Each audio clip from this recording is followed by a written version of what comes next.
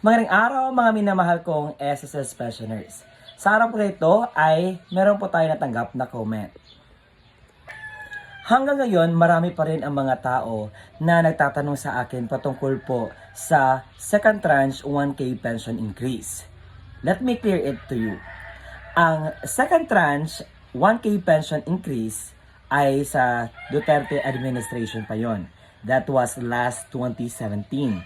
At hanggang ngayon, ang mga tao ay they're hoping na maibigay ito sa kanila dahil gusto nila na magdagdagan ang pensyon. Sino nga ba naman ang hindi gusto na madagdagan ang pensyon? But let me clear it to you.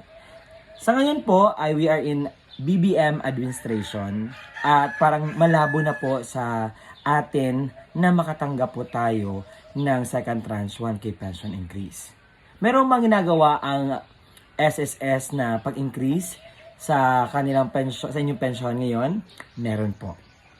Tinatawag itong 3-year pension increase. Ano ba ito, Sir Rowell? Hindi ko maintindihan. Ganito po yun. Nagsimula po itong 3rd year pension increase last 2025 September. Ibig sabihin po, may 10% increase kayo every year sa inyo pong pensyon. Ganun po ba, sir? Yes po. For example, if meron kang 2,000 plus na increase, pension, madagdagan po yan ng 10%. At hindi lang po dyan magtatapos ang inyo pong pension increase.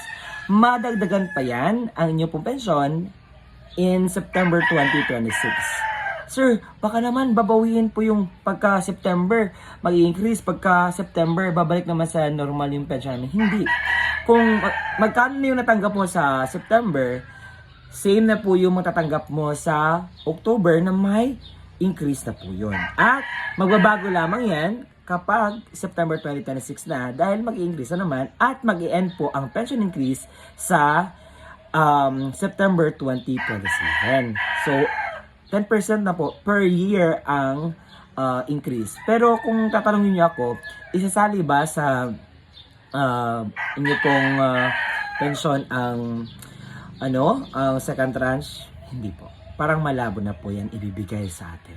Kaya na po, move on tayo. Pero kung may chance na babaguhin ni Makasait ang ganito na magdadagdag siya ng balita na patungkol na ipatupad niya ang second tranche pension increase, don't you worry. I'll be making a vlog for it. Dahil this is my advocacy to really educate you about that. Pero sa ngayon po, malabo po. May bigay po ito. Huwag po kayo maniwala sa mga ibang vloggers na gumagawa-gawa ng mga istorya. Wala po yung katuturan, wala po yung katotohanan.